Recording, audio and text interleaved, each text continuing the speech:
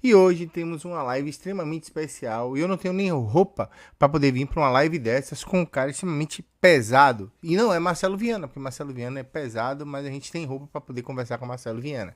Trata-se de Roberto Kodama, o cara que ganhou uma notoriedade brutal aqui nas mídias independentes falando de Bahia. E a gente vai trazer ele para bater um papo. Nosso convidado, Roberto Kodama, uma honra estar com você por aqui. Boa noite, Kodama. Boa noite, boa noite.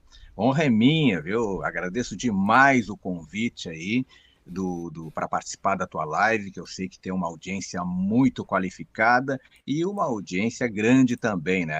Abraço aí para o Rafa também, que está junto com a gente nessa live aí, e estamos à disposição aí para opinar sobre Bahia, falar sobre a minha vida aqui no YouTube, e, enfim, estou à disposição aí para abrilhantar, quem sabe, ainda mais o teu canal, né, João Bahia?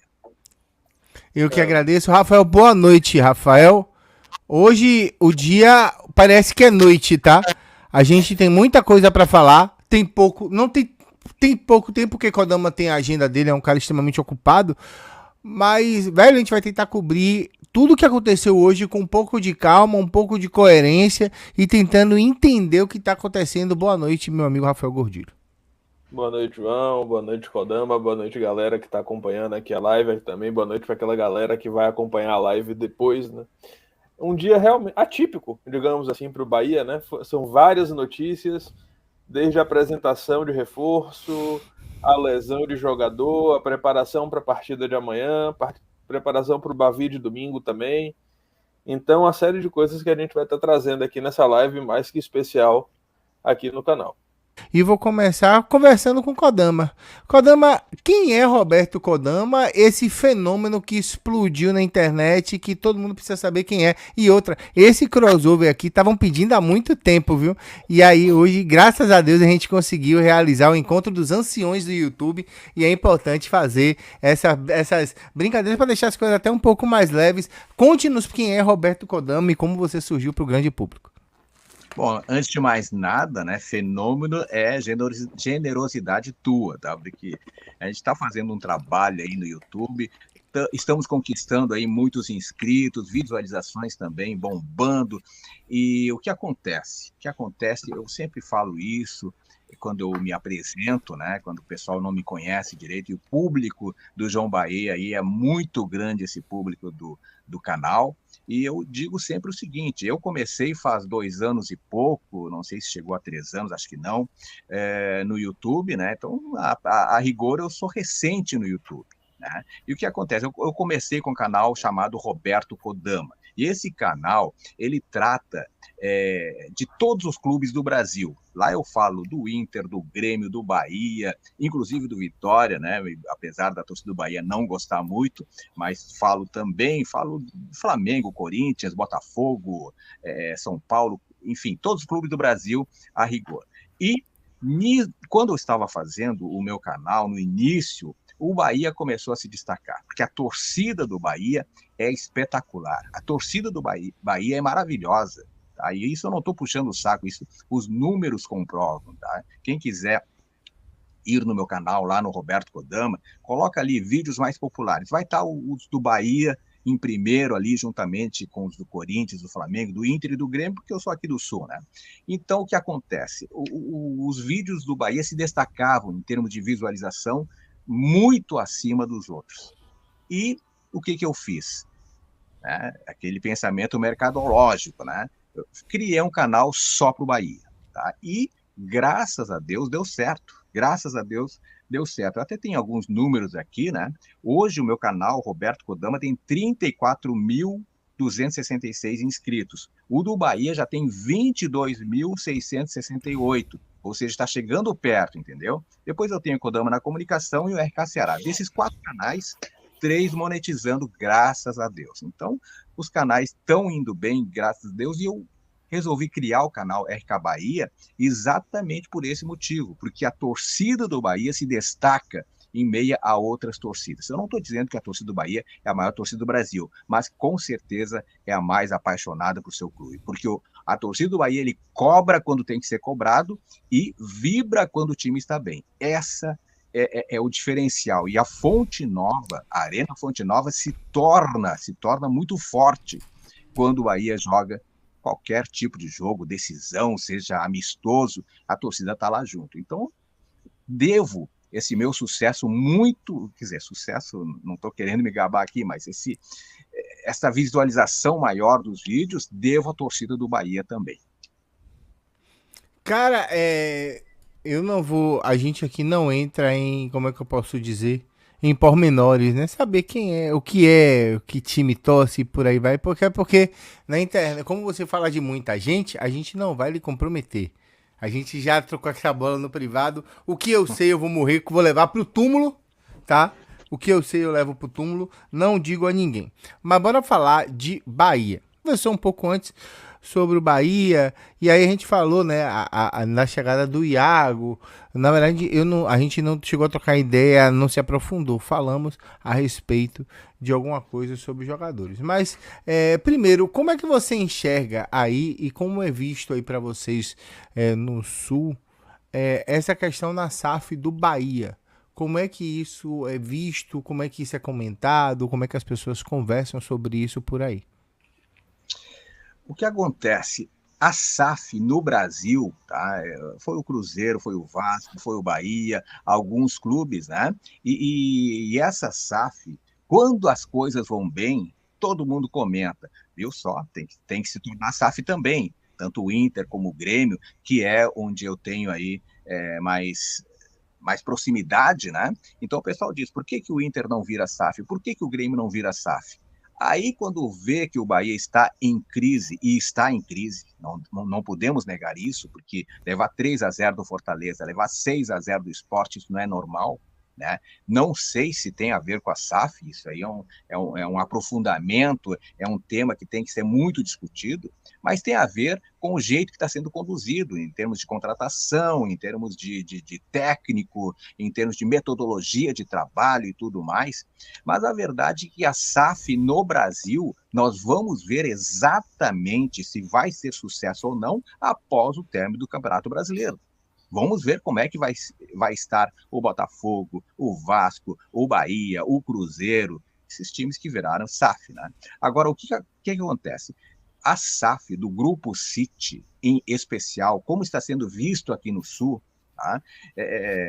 Muita gente critica, dizendo que não está havendo uma forma de conduzir o Bahia a ponto do Bahia. E isso foi dito, né? Isso foi dito desde o início. É uma SAF que vai levar tempo para fazer sucesso, né? É uma SAF que não é de uma hora para outra. Mas a torcida não quer saber disso. A torcida quer saber de resultado. A torcida quer saber do Bahia deslanchar. A torcida quer ver o Bahia campeão brasileiro novamente. Foi 2 vezes e nunca mais. E Libertadores, Fortaleza está na Libertadores 2 anos seguidos e o Bahia também quer estar lá, porque há uma concorrência, é clube nordestino. Então, aqui no Sul é visto a SAF, tem comentaristas que dizem assim, viu, a SAF não é legal. Tem comentaristas que diz isso, é comentarista de resultado, né? Porque vai se ver se a SAF foi sucesso ou não daqui a 1, 2, 3 anos, não agora. Agora está sendo implementada essa metodologia do Grupo City, né? Então, depois de um certo tempo que veremos. Claro que a torcida quer ver resultado, levar 6-0 do Sport dói demais, levar 3-0 do Fortaleza dói demais. E vamos ver agora, amanhã tem jogo contra a Jacuipense, é jogo importante, segue o trabalho, eu acho que tem que seguir o trabalho. Você falou de resultado, e por algumas vezes citou que é inadmissível tomar 3-0 do Fortaleza e 6-0 do Sport. Eu tenho 2 linhas de pensamento muito claras, e quem acompanha o canal aqui sabe. Eu entendo que Fortaleza e Sport, com elencos que já estão sendo trabalhados há algum tempo, o Fortaleza com o trabalho consolidado do Vojvoda, e o Sport, que só fez trocar de comandante técnico com os mesmos jogadores, eles iam colocar uma dificuldade muito maior a um Bahia que é totalmente novo. Tu não acha, Kodama, que tudo bem, que são resultados que a gente não consiga, performar bem contra os times que são realmente os testes de fogo, Fortaleza, Sport, o próprio Vitória, por 2 vezes, né, que vai jogar domingo também. Não acha que é um pouco de imediatismo da nossa parte enquanto torcedores, comentaristas, produtores de conteúdo, apresentadores de televisão, que querem o resultado imediato? Eu sei que 6-0 é demais. 6-0 é um abismo. Mas eu cogitei e montei um storyboard de que parece que as coisas não estavam muito católicas, apostólicas, romanas dentro do vestiário. Todo mundo dizendo, olha, vamos fazer o que o técnico está dizendo, o professor está dizendo é o certo, a gente precisa fazer isso, se não fizer isso, aquilo não funciona e tal. Vídeo de bastidores de Bahia e Atlético, no triunfo da gente em Alagoinhas, mostra jogadores dizendo, não é hora da gente botar o dedo na cara de ninguém quando perde. E outro jogador disse, olha, eu acho que a gente não precisa provar nada pra ninguém, só pra gente mesmo. Jogadores que foram remanescentes do ano passado, que estão aqui há algum tempo e que estavam falando alguma coisa a respeito do Sport Clube Bahia, ou de vestiário do Sport Clube Bahia. Claro, Rafael, até quero lhe colocar uma coisa, eu vou trazer logo para público. Teve gente repercutindo áudio fake de grupo de WhatsApp, fazendo com que o presidente do conselho se manifestasse, tirando o cara do sossego para desmentir algo que era tão mentira que qualquer cego poderia ver. Mas o caos vende. E eu brinquei com vocês sobre isso, né, Kodama, hoje. Eu falei, Kodama, o caos vende. Pra mim, o Bahia bem é ótimo. O Bahia mal, eu fico mal junto, mas quando eu falo do Bahia mal, parece que todo mundo quer ver a desgraça pegando fogo. E não tome esse nome como palavrão, mas é o que acontece. Todo mundo quer ver o circo pegar fogo. Ninguém quer ver uma sequência bacana de triunfo. Ninguém quer ver o time se encaixando. Ninguém quer ver o trabalho dando certo. Torcedores, calma. São 2 meses de projeto. E contratar era um ato de risco quando tinha um cara que não conseguia saber de futebol, que era o Belitani. E contratar continua sendo um ato de risco quando você tem o maior know-how da América Latina, que pode ter sim subestimado o Nordeste baiano, mas está tentando trabalhar para acertar, porque ninguém vai colocar dinheiro em algo que não dá certo. Eu quero fazer... Pois não, pode concluir. Vá. Aqui é conversa de bar, meu velho. Só não tem a cerveja. Mas bar... assim, um dia vai ter a cerveja, mas ainda não tem. Aí no fim do programa, aí no fim da live, tá todo mundo enrolando a língua, né? A ideia é justamente essa. Agora é o seguinte, eu vou fazer aliás, eu acho que ninguém falou sobre isso até agora, pelo menos não tenho escutado em lugar nenhum. Vou fazer um comparativo, tá? Um comparativo. E eu acho muito similar a situação do Bahia com o Ceará. Eu digo Ceará porque o Ceará também eu acompanho muito, tá? Inclusive tem um canal chamado RK Ceará, que eu falo só do Ceará, assim como o RK Bahia.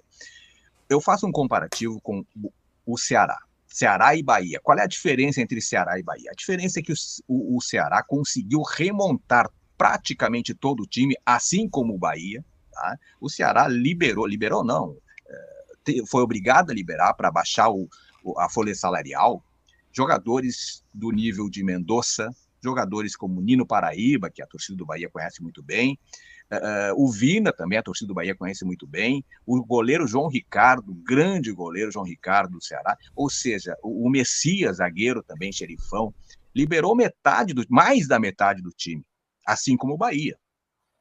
E o que o Ceará fez? Trouxe um treinador que todo mundo, que também é estrangeiro, tá? Porque agora moda, né? É moda trazer técnico estrangeiro, Gustavo Mourinho. E está indo muitíssimo bem. Não sei se vai seguir essa campanha de sucesso aí do Ceará, que está bem na Copa do Nordeste, está bem no Campeonato Cearense, e teve os mesmos problemas, porque o Ceará, todo mundo sabe, caiu para a Série B, e agora está tentando voltar para a Série A.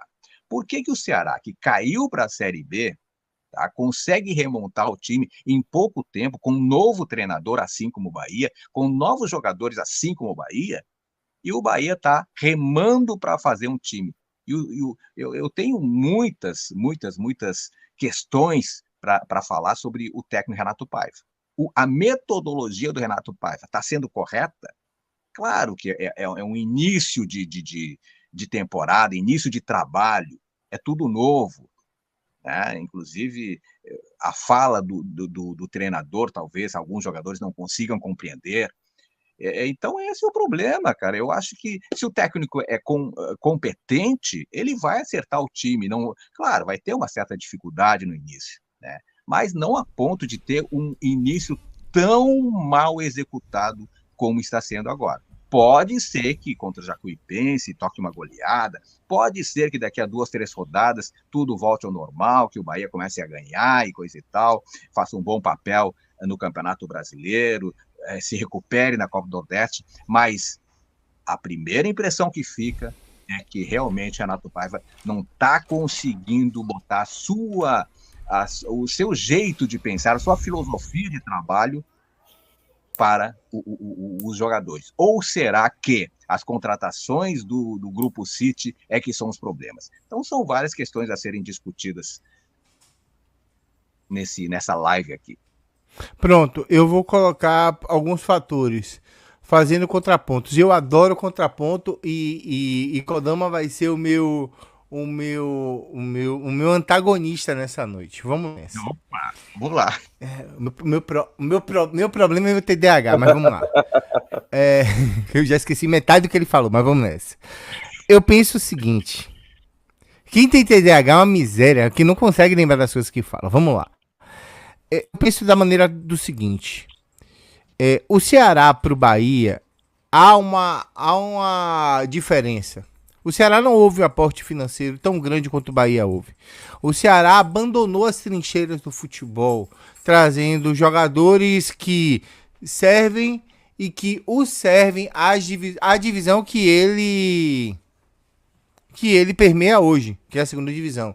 Trouxe um nome para treinador que pode fazer um bom trabalho com peças de baixo orçamento, de linha baixa, certo?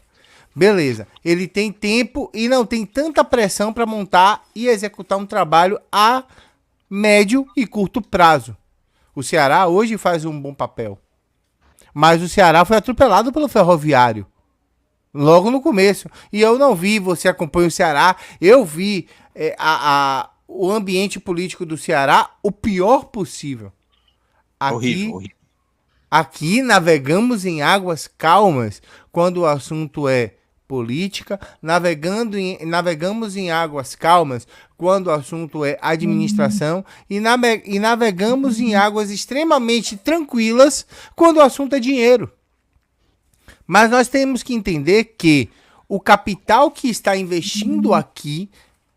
Que inferno, para de falar comigo. É um capital estrangeiro que não tem vivência nenhuma com o que se pratica aqui.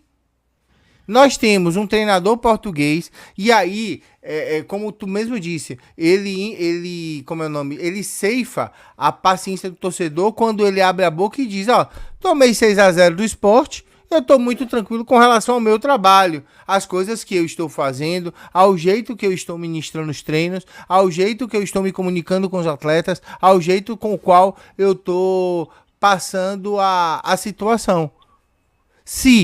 E aí que entra a questão de conflito. Se eu olho os meus atletas e digo, atletas, executem dessa forma, e os atletas não executam, já não é um problema da minha alçada. É a fala do treinador.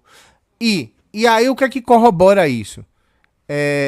Corrobora isso quando a gente tem um Everaldo no final de primeiro tempo dizendo: nós percebemos no começo, no jogo do Sport, que um campo estava encharcado e que a bola estava parando. Conversamos e o professor nos orientou a mudar o jeito de jogar. Nós continuamos jogando do jeito antigo. Então há um problema para além da fala do treinador. Há um problema de campo. Há um problema de jogadores que querem querem sobrepor a sua própria vontade para além da do treinador. E Kodama, Rafa e chat, e você que chega depois e que tá ouvindo essa live, entendam, o jogador, que é maioria, derruba o treinador, que é minoria. E, em qualquer lugar do Brasil, um resultado cachapante como 6-0 derrubaria o treinador? Sim. Porque a culpa disso tudo seria de quem? Do treinador. Não dá pra você chegar e dizer assim, ó, seus jogadores de meia tigela, saiam você, que estão fazendo um clima ruim, que não estão performando bem e que não estão ouvindo o que o treinador está a dizer.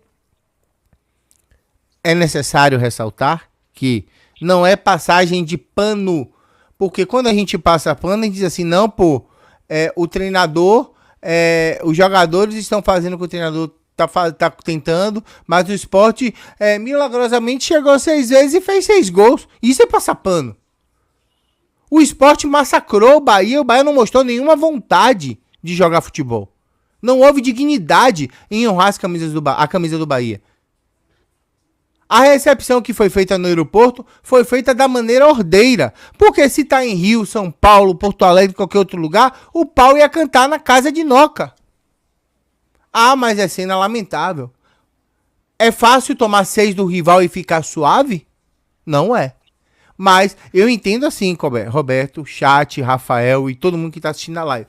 Eu entendo assim. Quando eu tenho um problema para além das 4 linhas, tem que se fechar dentro de uma sala, num Battle Royale, e o que sair vivo, comanda a manada.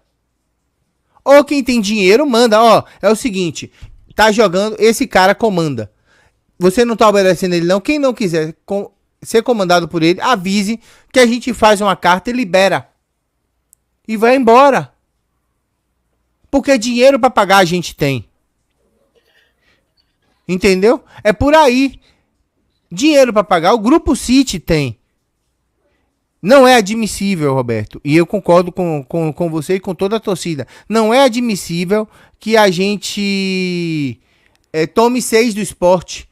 Talvez seja, entre aspas, admissível tomar um banho de bola do Fortaleza, pois é um trabalho mais, como é que eu posso dizer? Mais qualificado a tempo.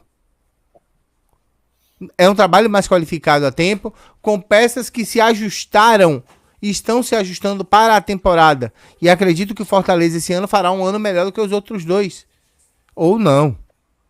Mas, tendo um contraponto bastante forte e bastante incisivo, é importante que nós olhemos para além do treinador, que tá ali para implementar a sua filosofia. Se tu olhar o treinamento dos goleiros, como esses goleiros estão pegando pra caramba. Eu vi o Klaus no jogo do interior contra o Docimel, pegando 3 ou 4 bolas que ele não pegaria com outro treinador de goleiro. Com o português que chegou com o Rui, Rui, né? Rui Tavares, tá pegando muito. Ah, mas Klaus merece ser titular? Esse não é um ponto. Mas há um ponto de, quando eu mudo o profissional que pode melhorar a minha conduta, eu melhoro na minha função. Ponto. Ou seja, há bons frutos, há boas sementes sendo plantadas. Eu confio no processo, mas é necessário 2 coisas. Primeiro, a gente entender quem quer acompanhar esse processo, sofrer e fazer crescer. E segunda, extirpar o joio do trigo. E aí é um problema da direção de futebol do Bahia fazer isso.